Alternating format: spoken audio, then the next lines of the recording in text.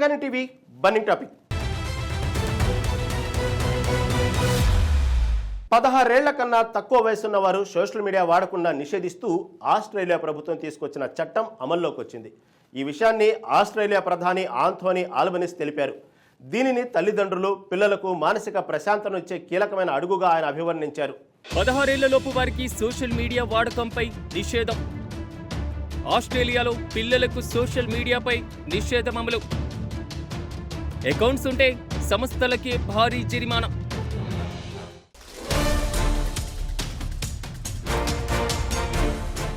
Australia వ్యాప్తంగా 16 ఏళ్లలోపు పిల్లలు ఈరోజు సోషల్ మీడియా లేకుండా తమ రోజువారీ జీవితాన్ని ప్రారంభిస్తున్నారు.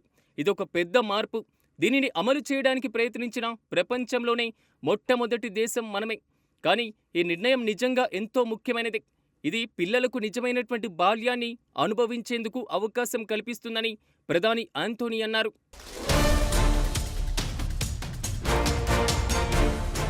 పిల్లల మానసిక ఆరోగ్యానికి ప్రమాదకరంగా మారుతున్న సోషల్ మీడియాపై ఆంక్షలు విధించాలని ఆస్ట్రేలియా నిర్ణయించింది. 16 ఏళ్లలోపు పిల్లలు సోషల్ మీడియాను వినియోగించకుండా నిషేధం విధించాలని నిర్ణయించినట్లు ఆస్ట్రేలియా ప్రధానమంత్రి యాంటోనీ ఆల్బనీస్ ప్రకటించారు. పిల్లల మానసిక ఆరోగ్యాన్ని రక్షించేందుకు ఈ చర్యలు తీసుకుంటున్నట్లుగా చెప్పుకొచ్చారు. 16 ఏళ్లలోపు పిల్లలు సోషల్ మీడియాను వినియోగించకుండా చర్యలు తీసుకోవాలని, బాధ్యతను కూడా సోషల్ మీడియా ప్లాట్ఫామ్లకే అప్పగిస్తున్నామని, ఈ బాధ్యత తల్లిదండ్రులు, పిల్లలది కాదని ఆయన స్పష్టం చేశారు.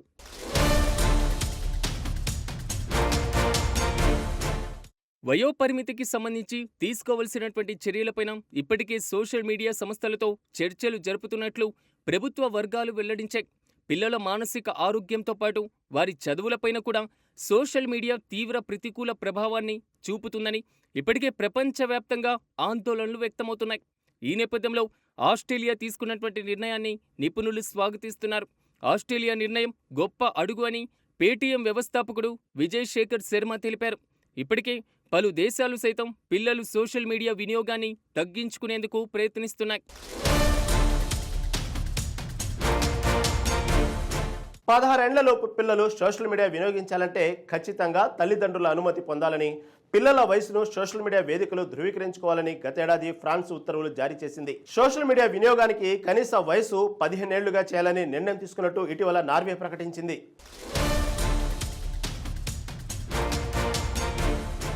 ఆల్గోరిథమ్స్, అంతులేని ఫీడ్స్, గత తరాలకు లేనటువంటి ఒత్తిడి, ఇవన్నీ కూడా ఇప్పటి పిల్లలు ఎదుర్కొంటున్నారు.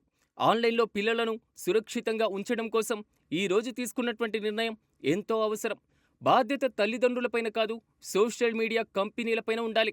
16 ఏళ్లలోపు వారికి సోషల్ మీడియాపై నిషేధం ద్వారా పిల్లలకు ఒక నిజమైనటువంటి బాల్యం, తల్లిదండ్రులకు మరింత మనశ్శాంతి అందిస్తున్నామని ప్రధానమంత్రి యాంటోనీ అన్నారు.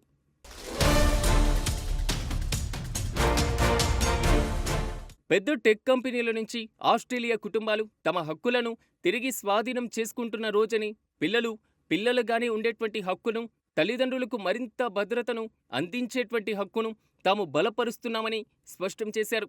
ఫేస్బుక్, ఇన్స్టాగ్రామ్, థ్రెడ్ సహా టిక్టాక్, స్నాప్చాట్, ఎక్స్ వంటి సామాజిక మాధ్యమాలను 16 ఏళ్లలోపు బాలలు వినియోగించలేరని యూనిసెఫ్ ఆస్ట్రేలియా తెలిపింది.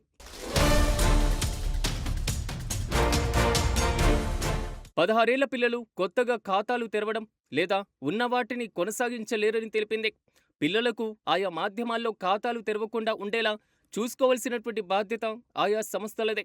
ఒకవేళ పిల్లలకు ఆయా మాధ్యమాల్లో ఖాతాలు ఉన్నట్లుగా గుర్తిస్తే సంస్థలకు సుమారు $50 మిలియన్ వరకు భారీ జరిమానాలు విధించే అవకాశం కూడా ఉందని స్పష్టం చేశారు.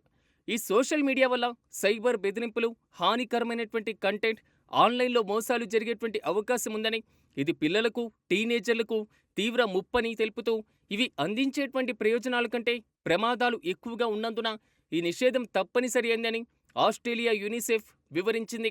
అయితే messenger kids, WhatsApp kids help line, Google class room, YouTube kids వంటి యాప్లు ఈ నిషేధ జాబితాలో లేవని పేర్కొనడం జరిగింది.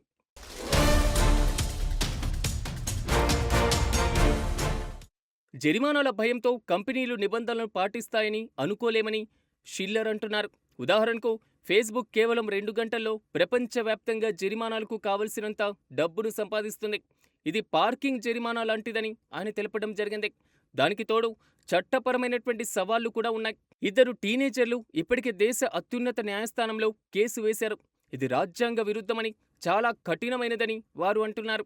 యూట్యూబ్, గూగుల్ మాతృ సంస్థ ఆల్ఫాబెట్ కూడా చట్టపరంగా సవాలు చేయడానికి అవకాశాలను పరిశీలిస్తుంది.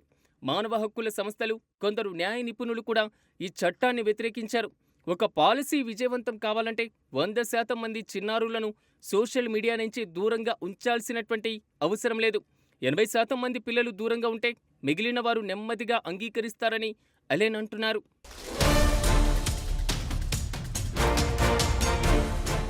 దీని అమలు సాధ్యమేనా లేదా అనేది వేరే ప్రశ్న. కానీ ఇప్పుడు ప్రజలు అడుగుతుంది అసలు ఇది అవసరమా అని. ఇందులో మొదటి ఆందోళన ఏంటంటే ఇది పిల్లలను ఇంటర్నెట్లోని చీకటి ప్రపంచంలోకి నెట్టేసే అవకాశం. తీవ్రవాద వ్యాప్తికి సహకరిస్తున్నాయని విమర్శలు ఎదుర్కొంటున్న గేమింగ్ సైట్లలోని చాట్ రూమ్లలో కూడా పిల్లలు చిక్కుకోవచ్చు. వీటికి వయస్సు పరిమితి ఉండదు. ఎలాంటి అకౌంట్ లేకుండా వీడియోలు చూడగలిగే టిక్టాక్, యూట్యూబ్ వంటి యాప్లు అనేకమున్నాయి. వాటిలో అందుబాటులో ఉండేటువంటి కంటెంట్ లేదా ప్రకటనలో ఫిల్టర్లు లేకపోవడం కూడా మరింత హానికరం కావచ్చు. అయితే కొత్త అకౌంట్లకు కొన్ని పరిమితులు కూడా ఉన్నాయి. కంటెంట్ నియంత్రణకు సంబంధించి టెక్ దిగ్గజాలు విమర్శలను ఎదుర్కొంటూనే ఉన్నాయి. కానీ చాలా చిన్న కంపెనీలతో పోలిస్తే పెద్ద కంపెనీలు ఈ విషయంలో మెరుగ్గా ఉన్నాయనేటువంటి భావన కూడా వ్యక్తమవుతుంది.